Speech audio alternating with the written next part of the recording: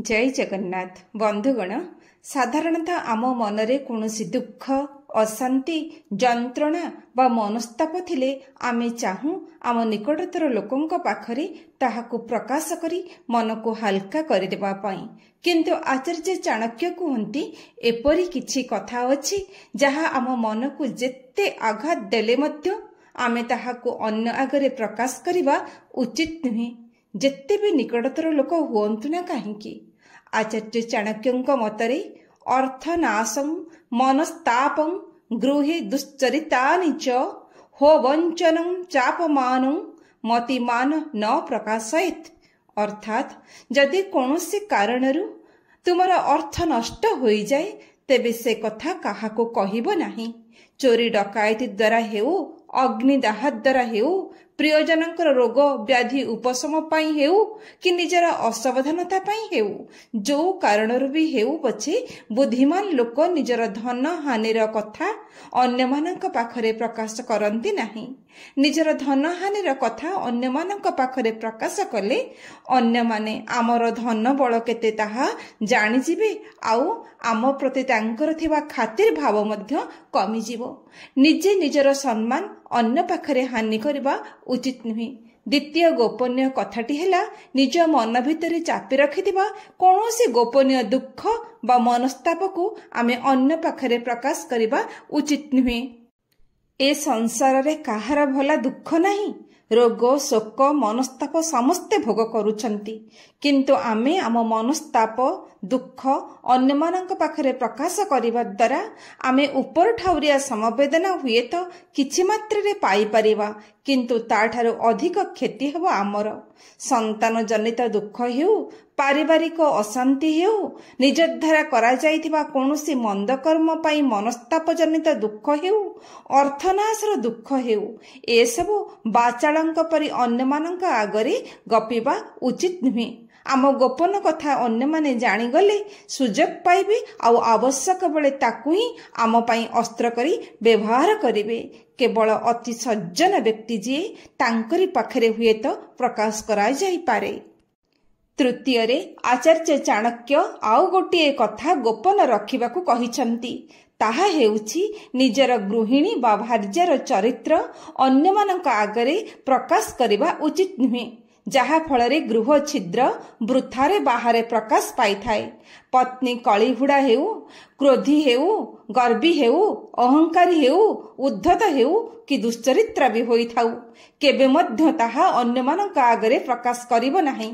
एहा द्वारा आपणकर किछि भी लाभ हेबो नाही, बरं आपण अन्य मानक द्वारा उपहासर पात्र होई जिवे।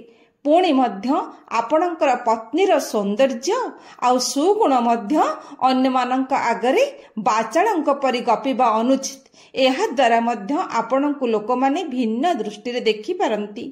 अतएव निज पत्नीर सुगुण किंबा दुर्गुण अन्य मानक आगरे बाचाळंक परि गपिबा आदौ उचित नुहे। शेषरे आचार्य चाणक्य कहती, जदि आपणଙ୍କୁ केही अपमान करिछंती, निंदित वाक्य आपणଙ୍କ प्रति प्रयोग करिछंती, तेबे से कथा मध्य काहा आगरे प्रकाश करिवे नाही, गोपनीय रखिवे, कारण एहा द्वारा निजर सम्मान आ मर्यादा हानि हुए।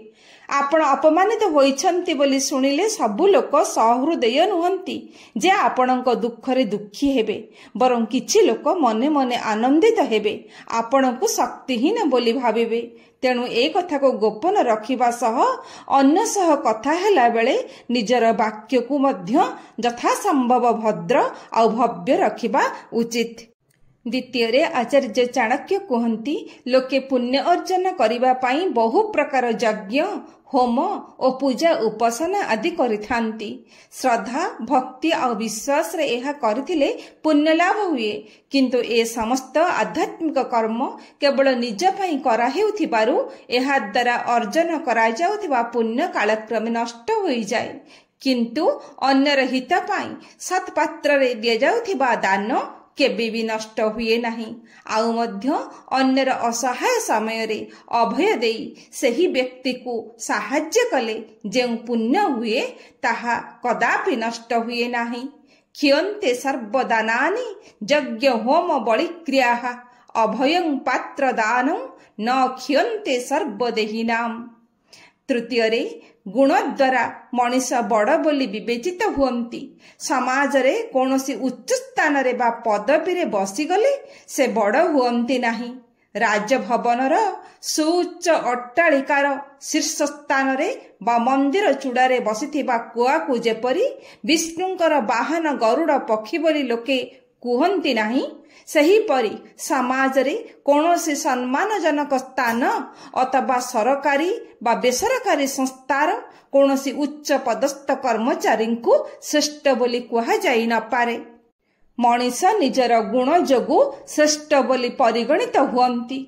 चतुर्थरे आचार्य चाणक्य कुहन्ति, बहु दूररू आसिथिबा पथश्रांत व्यक्ति अगत्या काहारी घर को आसिले तांकर कुशला कुशल पचारि भोजन आदि रे तांको आप्यायन करिबा प्रत्येक गृहस्थर सामाजिक कर्तव्य। एहा न करी जेउ गृहस्थ अतिथि को अवज्ञा करी निजे भोजन करती से हीन प्रकृतिर लोक बा चंडाल पदवाच्य हुअन्ति। दुरागतं पथश्रान्तं वृथा च गृहमागतं अनर्चयित्वा जो भुक्ते सवै चांडाल उच्यते। पंचमरे कंटा को देहरु बाहर करी फोपाड़ी देले जेपरि जंत्रणारु मुक्ति मिले, सेहीपरि दुष्ट मनीष को दमन न करि पारिले ताठारु सबुदिन पई दूरेई आसिले शांति मिले। षष्ठरे आचार्य चाणक्य कुहन्ति, विद्या चाहुथिले सुख छाड़, सुख चाहुथिले विद्या को छाड़। सुख लालसा करी विद्या हासिल करा जाई पारे नाही।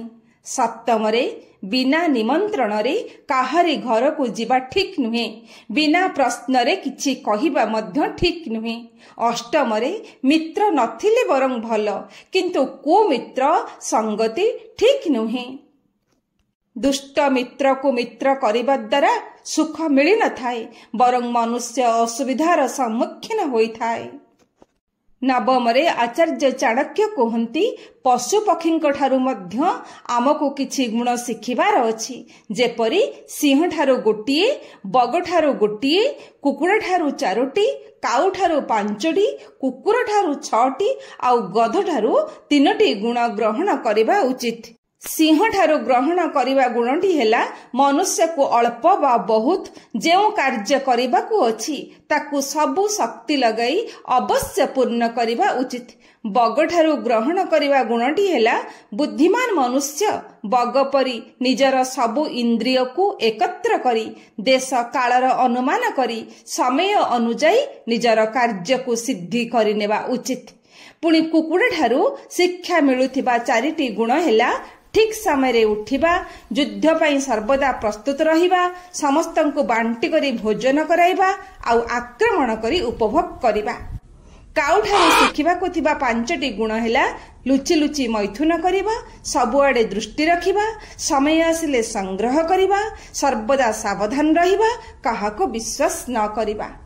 पुणी गध ठारू शिखिबा को थिबा 3टी गुण हेला अत्यंत थकी जाइथिले मध्य बोझ उठाई चलिबा, शीत और गरम को खातिर न करिबा, सर्वदा संतुष्ट रहिबा। दशमरे केउथिरे संतुष्ट हेबा उचित आउ केउथिरे संतुष्ट हेबा उचित नुहे से संपर्क रे आचार्य कहन्ति, पत्नी प्रति संतुष्ट होई रहिबो, अर्जन करिथिबा धन रे संतुष्ट हेबो, जहा खाइबा को मिलिबो सेतिरे संतुष्ट होई रहिबो। एही 3टी विषय रे संतुष्ट हेले मध्य अध्ययन, दान एवं जप जेते कले मध्य सेथिरे कदापि संतुष्ट हेबो नाही। आहुरी अधिक दान, जप और अध्ययन करिबाकु चेष्टा करिबो।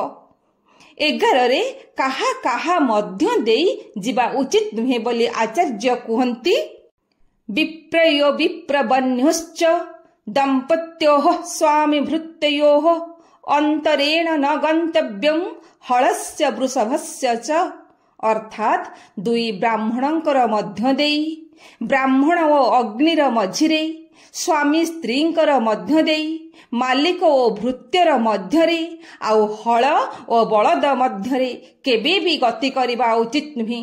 ଆଉ ଏକ ଅର୍ଥରେ ଦୁଇ ବିପ୍ରଙ୍କ ମଧ୍ୟରେ ଶାସ୍ତ୍ର ଆଲୋଚନା କାଳରେ, ପତି ପତ୍ନୀଙ୍କ ମଧ୍ୟରେ ଦାମ୍ପତ୍ୟ କଳହରେ, ମାଲିକ ଓ କର୍ମଚାରୀଙ୍କ ମଧ୍ୟରେ ଯୁକ୍ତି ତର୍କ ହେଉଥିବା ସମୟରେ, ବ୍ରାହ୍ମଣ ଏକାଗ୍ର ଚିତ୍ତରେ ହୋମକୁଣ୍ଡରେ ଆହୁତି ଦେବା ସମୟରେ, ଆଉ ଲଙ୍ଗଳରେ ବଳଦ ଯୋଡ଼ି ଜମି ଚାଷ କରୁଥିବା ସମୟରେ ସେମାନଙ୍କ ମଧ୍ୟକୁ ଯିବ ନାହିଁ ବା ସେମାନଙ୍କ କଥାରେ ମୁଣ୍ଡ ପୁରାଇବ ନାହିଁ କି କାହାକୁ କୌଣସି ପ୍ରକାରେ ବ୍ୟାଘାତ ହେଲା ଭଳି କାର୍ଯ୍ୟ କରିବ ନାହିଁ।